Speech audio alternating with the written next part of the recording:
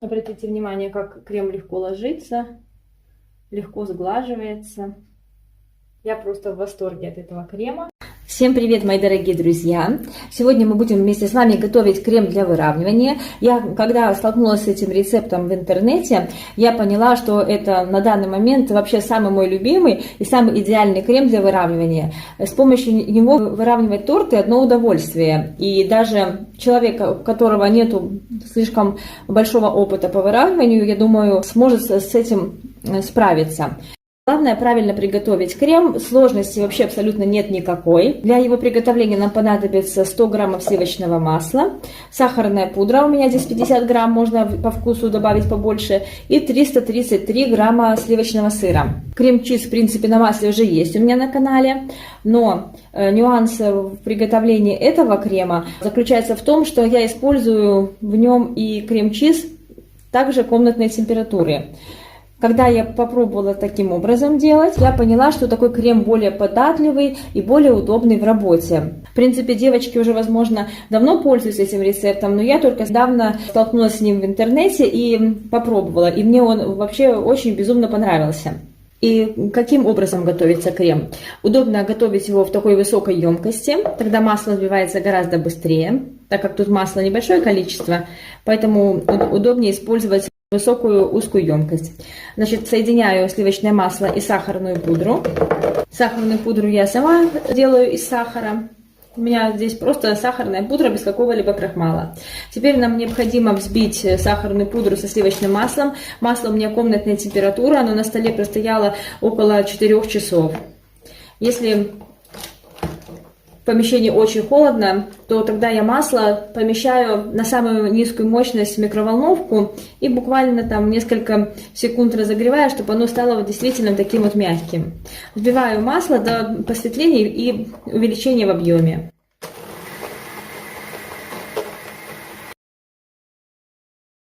Вот масло достаточно хорошо взбито, на это ушло буквально там 2 минуты. Важный нюанс состоит в том, что масло необходимо брать обязательно очень высокого качества, жирностью 82,5%. И теперь добавляем творожно-сливочный сыр. Если в нем была какая-то жидкость, сыворотка, ее обязательно необходимо слить, чтобы она не попала в крем. Еще раз напоминаю, что сыр у меня комнатной температуры. В отличие от рецепта, который уже есть на канале, в котором я использовала сыр холодный из холодильника. Кстати, тут крем также получается, но и он очень хорошо подходит для шапочек, для капкейков, поэтому он имеет место быть. Знаю, что вы будете спрашивать, какой крем-чиз использую я. У меня это крем-чиз Банфеста. Его массовая доля жира 70%. Он достаточно плотный, хорошо держит форму, мне нравится. Взбиваю крем до однородности.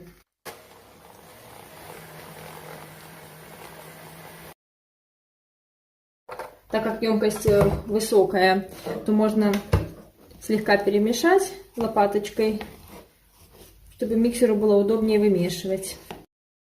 В принципе, можно добавить взбитое масло из высокой емкости в миску более объемную с крем-чизом и так взбивать, а не наоборот, не к маслу добавлять сыр, а наоборот.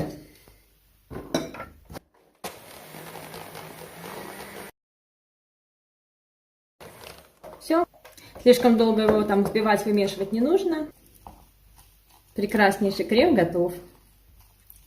Я слегка его так лопаточкой приглаживаю, чтобы ушли большие пузырьки воздуха. Хотя они не мешают совершенно в процессе выравнивания, они легко заглаживаются с помощью шпателя на торте. Крем прекрасный, эластичный, податливый, не тянется. Честно признаюсь, теперь это мой любимый крем для выравнивания. С ним работать одно удовольствие. Плюс этого крема заключается еще и в том, что он отлично окрашивается любыми красителями.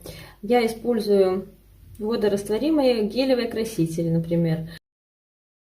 Вот обратите внимание, как он хорошо распределяется в креме, краситель, абсолютно не идет никакими ни комочками, крем не сворачивается, в отличие от творожного крема, который я использовала перед этим. Из-за этого не хотелось окрашивать лишний раз крем, хотелось использовать лучше белый, для того, чтобы не возиться с окрашиванием, не мучиться. Тут очень удобно, можно частично крем окрашивать, несколько цветов делать. Вымешиваю. Можно, кстати, с помощью миксера вымесить, так будет быстрее.